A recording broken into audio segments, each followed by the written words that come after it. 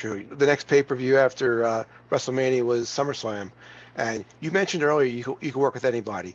And now that I'm older and I've wrestled for years and I look at the matches differently, you guys really did. You worked to get the team over, but you also worked to get the match over in every match you had. The match you had with the Harts at that SummerSlam stole the show. Yeah, well, it's hard not to have good matches, especially Bret and Jim could carry his own too. I think that after a short period of time, the other teams wanted to work with us. One, they knew they were going to make a better payday. Two, they knew that we weren't going to try to guzzle them up. We were going to try to have Barry and I always wanted to have the best match on the card that night. Now, sometimes it happened, sometimes it didn't happen, but we still put out the same effort. Our objective was to do the best we could do that night and improve on it the next night. Were you surprised with the success that Bret had? No. Bret was a good tag team member and even better singles, I think. No, he was very good. We were fortunate because there were so many good wrestlers in the business at that time, working for WWF, WWE. They had talent from the top to the bottom of the card. They had guys on the bottom of the card that could work in the middle or main events and vice versa. It was, you can go over that roster and it's amazing how many good guys they had. You talked about earlier about turning babyface, I gotta be honest with you. When I was a kid and I watched the Survivor Series, I ordered all the pay-per-views.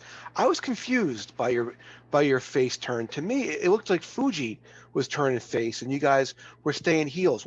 Me as a fan, Yeah. eventually I got it. It was a little confusing to me. What did you think of the actual execution of your face turn?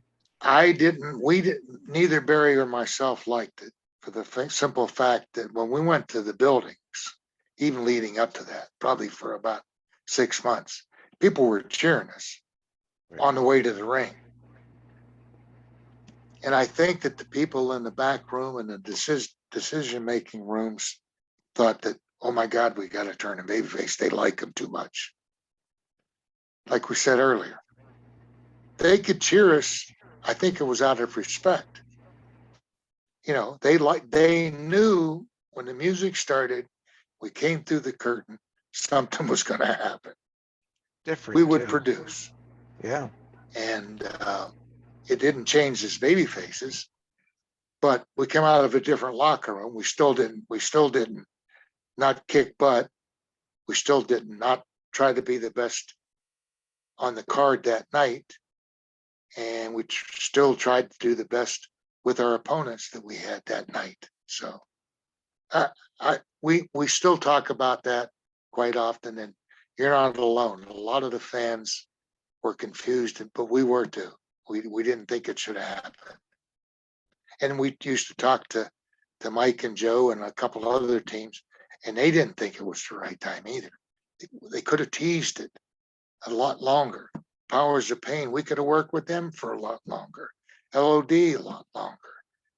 We could have still worked with Strikeforce, all these teams. But sometimes people making decisions don't make the right decision. But it's their decision. So